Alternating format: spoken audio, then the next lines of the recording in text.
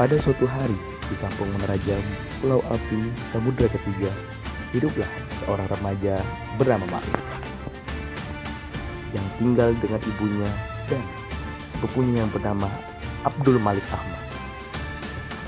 Mereka hidup dengan sederhana, walau terkadang mengalami kekurangan. Aku mau suatu saat nanti mendapat uang yang sangat banyak. Itulah kata-kata yang sering diucapkan oleh Malik. Malik adalah orang yang ambisius. Dia sangat menginginkan kehidupannya berubah. Di suatu hari, sepupunya yaitu Abdul Malik Ahmad atau biasa disebut Malik menawarkan Malik agar gabung dengan geng bajak laut miliknya, yaitu Burning Triangle. Anggota Burning Triangle terdiri dari Malik sebagai ketua, Mr. La Vista, Mono De Badi, Wilson, De Silva, dan Rido De Rusty. Malin diundang bergabung ke Burning Triangle karena Malin memiliki keahlian dalam bela diri, yang membuat Malin akan cocok karena bajak laut juga akan berperang dengan jarak dekat. Dalam kurung, perlu kontak fisik. Malin, ayo bergabung dengan geng bajak laut milikku. Kata-kata tersebut berulang kali diucapkan oleh Malik untuk membujuk Malin agar mau bergabung. Malik juga membujuk Malin dengan memberikan banyak harta karun hasil dari bajakan gengnya agar tertarik menjadi bajak laut. Malin masih tidak mau bergabung karena ia masih belum tertarik, dan juga karena ia tidak diperbolehkan oleh ibunya. Pada suatu hari sambil terkejut, Malik mendengar bahwa Malin akan bergabung dengan geng bajak lautnya. Malin memutuskan untuk bergabung karena mendengar kabar adanya pulau terpencil di sekitar Samudra Ketiga yang memiliki harta karun dan banyak hal berharga yang ada di pulau tersebut. Mendengar kabar tersebut, Malik sangat bersemangat dan senang. Malik tidak sabar menjelajah lautan dengan geng bajak lautnya dan juga Malik. Akhirnya Malin bergabung dengan Burning Triangle. Malin menceritakan kabar mengenai pulau terpencil yang memiliki banyak harta karun. Anggota Burning Triangle yang lain juga mendengar kabar akan pulau terpencil tersebut. Kebetulan, Mr. La Vista memiliki sebuah peta yang menggambarkan pulau-pulau di sekitar Samudra Ketiga. Mereka pun menemukan letak pulau terpencil tersebut. Mereka mulai menyiapkan kapal dan barang-barang yang dibutuhkan untuk perjalanan ke pulau tersebut. Malin pun berpamitan dengan ibunya dan berjanji untuk membawa harta karun yang banyak. Setelah selesai persiapan, anggota Burning Triangle berlayar dan menjelajahi lautan menuju pulau terpencil itu. Perjalanan mereka mencari pulau terpencil itu membutuhkan waktu yang lama. Mereka perlu berlayar sangat jauh untuk menemukan pulau itu. Di perjalanan mereka juga melakukan hal yang menjadi ciri bajak laut, yaitu membaca kapal dan pulau yang mereka lewati. Mereka banyak mengalahkan bajak laut lain dan penguasa-penguasa pulau dengan cukup kejam. Mereka juga bertemu bajak laut yang berhasil mereka kalahkan seperti Kremenos de Sousa, Cerbelat Montera, dan Auro de Mar. Burning Triangle cukup berjaya di lautan. Mereka berhasil mengalahkan banyak geng dengan taktik penyerangan jarak dekat, di mana taktik tersebut sangat mereka kuasai, terutama karena adanya Malin yang sangat ahli dalam pertempuran jarak dekat. Selama di perjalanan, mereka sudah mengumpulkan banyak kekayaan yang mereka dapat hasil dari menipu wajah. Tetapi mereka masih belum puas jika belum menemukan pulau terpencil itu. Pada suatu hari di perjalanan, Mono De Badi sebagai pengawas melihat adanya tanda-tanda kapal yang berlayar juga dengan arah yang sama dengan kapal Burning Triangle. Mono De Badi memberitahu Malik sebagai pengendara kapal bahwa ada kapal lain juga yang berlayar searah dengan mereka. Malik pun menyimpulkan kalau kapal tersebut juga sedang mencari letak pulau itu. Tidak lama berselang, Mr. La Vista dan Malin melihat ada kapal lain di belakang mereka yang berlayar searah juga dengan kapal Burning Triangle. Anggota Burning Triangle pun berkumpul dan melihat gerak-gerik kapal di belakang. De Silva pun memberitahu bahwa ia kenal dengan bendera kapal di belakang. Kapal tersebut adalah kapal geng bajak laut Vagos, sebut De Silva.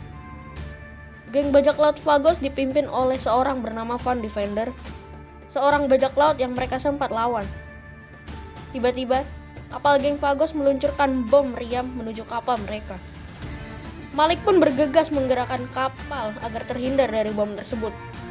Geng bajak laut Vagos secara tidak langsung menyatakan perang terhadap Burning Triangle. Masalah mulai bertambah ketika kapal di depan kapal Burning Triangle bermanuver ke arah yang berlawan dengan kapal Burning Triangle. Kapal tersebut juga meluncurkan bom meriam ke arah kapal Burning Triangle. Mereka dikepung dengan dua kapal tersebut. Hal ini menjadi masalah yang besar karena kelemahan Burning Triangle adalah pertempuran jarak jauh yang selama ini mereka hindari. Kapal mereka sangat lemah terhadap serangan bom meriam yang membuat mereka lemah di pertempuran jarak jauh. Mereka pun berusaha melawan dan menghindari serangan bom meriam. Setelah dilihat, Malik mengetahui bendera kapal tersebut. Kapal tersebut adalah kapal bajak laut Rival Tenere yang dipimpin oleh Sir Weather III atau The Black Rock Barrel. Kapal Rival Tenere terus menghujani serangan bom meriam kepada kapal Burning Triangle. Anggota Burning Triangle pun membalas serangan kedua kapal tersebut sambil Malik mengarahkan kapal mereka agar terhindar dari serangan kapal Vagos dan Rival Tenere. Kapal Burning Triangle sedikit mengalami kerusakan dan kemudian melanjutkan perjalanan sambil kabur dari kedua kapal tersebut. Malin mengalami sedikit trauma akan serangan kapal Vagos dan Rival Tenere. Ia sedikit berubah dari bajak laut yang pemberani dan kejam menjadi sedikit penakut selama perjalanan tersebut. Selama perjalanan berlangsung, Malin dan Burning Triangle kembali banyak mengalahkan bajak laut yang mereka temui. Tetapi, Malin semakin berubah menjadi bajak laut yang tidak terlalu kejam. Perjalanan Burning Triangle masih cukup jauh untuk menemukan pulau itu.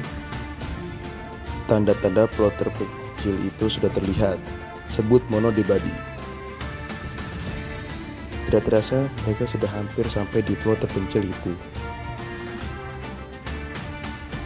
Malin pun bersemangat dan tak sabar membawa harta karun tersebut ke rumahnya. "Ibu, kita akan menjadi kaya," sebut Malin.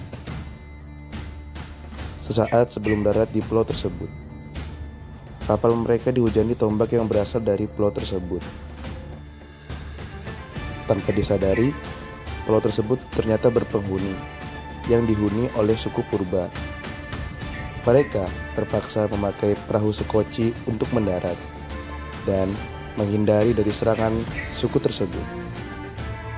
Malin, De Silva, dan Mr. La Vista terus sambil membawa perlengkapan untuk berjaga dan mulai mengeksplor pulau itu sambil menghindari suku pulau tersebut. Tidak lama setelah itu, kapal Burning Triangle diserang oleh dua kapal sebelumnya yang juga sedang berperang satu sama lain. Malik, Wilson, Mono de Badi, dan Rido de Rusdi pun kaget dan panik. Malik segera menggerakkan kapal mereka untuk menghindar. Sementara itu, Malin, De Silva, dan Mr. La Vista mencari harta karun di pulau tersebut. Tidak mereka duga, mereka diserang oleh pasukan suku pulau tersebut dan juga kepala sukunya yang bernama Di Delamin. Mereka berhasil melawan dan menyerang pasukan suku tersebut, walau kesulitan akibat banyaknya pasukan suku tersebut, hingga hanya tersisa kepala sukunya. Mereka bertiga pun menyerang kepala suku itu, Honmera, Terribles Potenos, Muerte, Panitet. Kepala suku tersebut mengeluarkan kalimat itu terus-menerus yang membuat mereka bertiga bingung. Pada akhirnya, mereka bertiga berhasil mengalahkan kepala suku tersebut dengan sengit sampai menyebabkan Mr. La Vista sekarat. Tiba-tiba datang sebuah makhluk bayangan yang menyerang mereka bertiga. Makhluk tersebut mengajar mereka bertiga, yang membuat De Silva gugur. Makhluk tersebut menyebutkan namanya, yaitu Potenos Marium KP, sang raja bajak laut samudera ketiga. Malin menyadari ternyata kalimat yang diucapkan kepala suku tadi adalah sebuah mantra pemanggil arwah sang raja bajak laut. Ia juga mengingat pesan ibunya mengenai sang raja bajak laut yang dikabarkan mati di suatu pulau terkutuk. Melihat Mr. La Vista yang sekarat dan De Silva yang telah gugur, membuat Malin marah dan seketika menyerang Potenos Marium. Pertarungan mereka berdua sangat sengit. Malin mengeluarkan seluruh tenaganya dan kemampuannya dalam bela diri.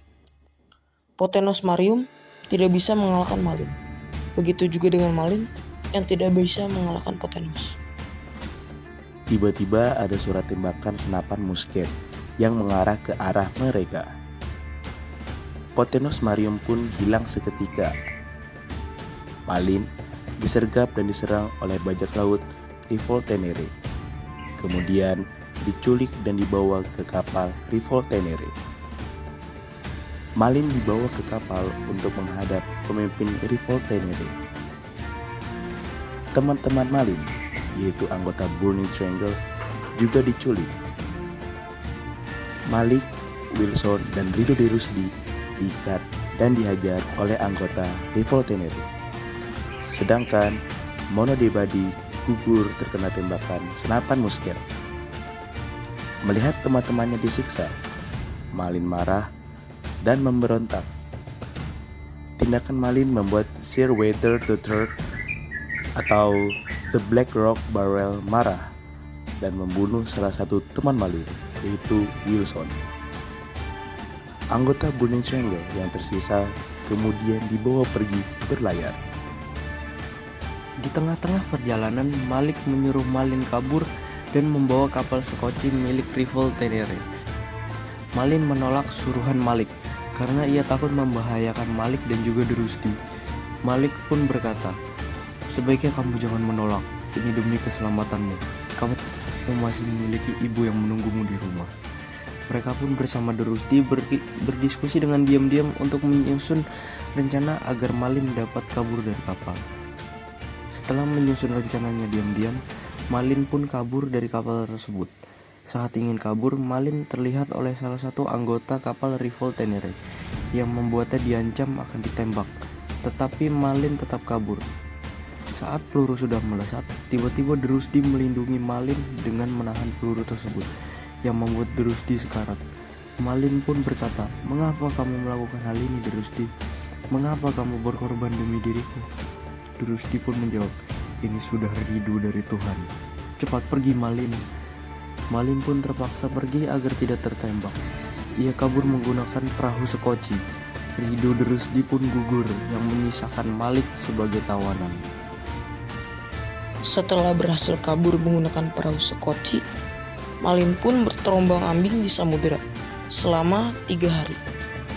Ia merenungi kesalahannya, pesan ibunya kepadanya, dan perjalanannya bersama Burning Triangle, sambil merasa lapar dan kedinginan.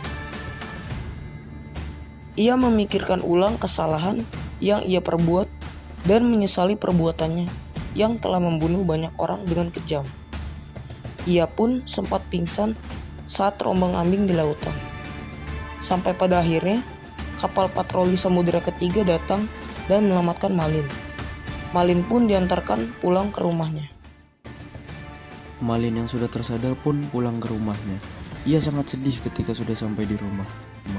Ia datang ke ibunya kemudian meminta maaf sambil menangis kepada ibunya karena tidak menaati pesan ibunya, dan karena ia gagal mendapatkan harta karun dan bahkan kehilangan saudaranya Malik.